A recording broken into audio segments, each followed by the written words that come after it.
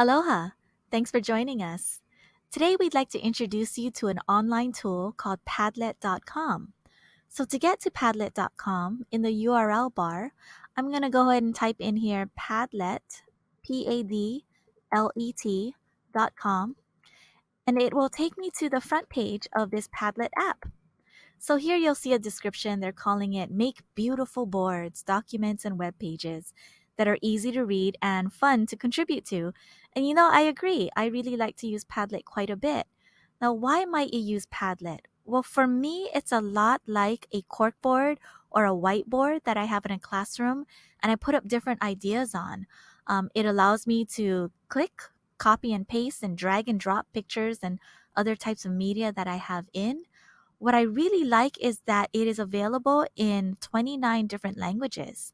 So, as I'm working with international students or even with international project teams, I know that they'll be able to interact with Padlet in their own native language as we're working on different ideas and different tools.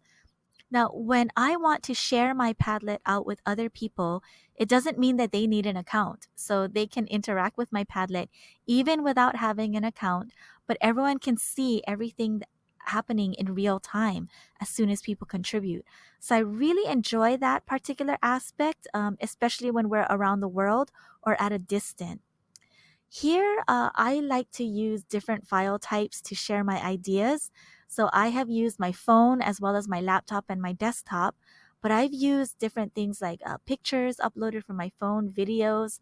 I've uploaded documents and different types of different files from my laptops and desktops.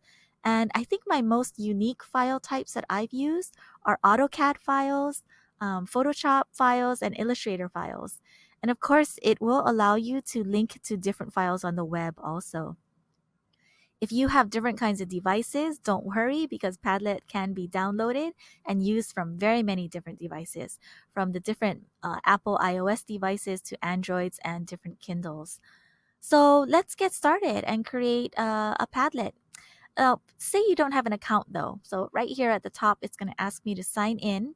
But instead of clicking on one of my existing ones, I'm going to go ahead and put in an email address that I'm going to send.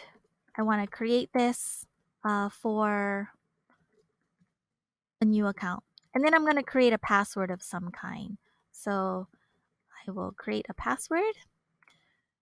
It asks you to check I'm beautiful. It's just a nice affirmation. And then you sign up. Now, once you do that, what it's going to do is it's going to send you an email of welcome to your email address. And then you're all set. What we're going to do is we're going to select the basic plan, which is free. It'll give you 3 free Padlets and 10 megabytes of file space on a standard support. You can always go to a professional mode, but I've never needed to use a professional mode. As a classroom teacher, I've always used the basic mode. So I'm going to go ahead and select that, and I'm in. So you'll notice here's my name, and here's ways that I can start creating a Padlet. So hopefully you'll be able to join me as I walk through the different kinds of Padlets in our next couple of videos: a wall, a canvas, a stream, a grid, shelf, back channel, map, and one of my favorites, the timeline. See you again soon.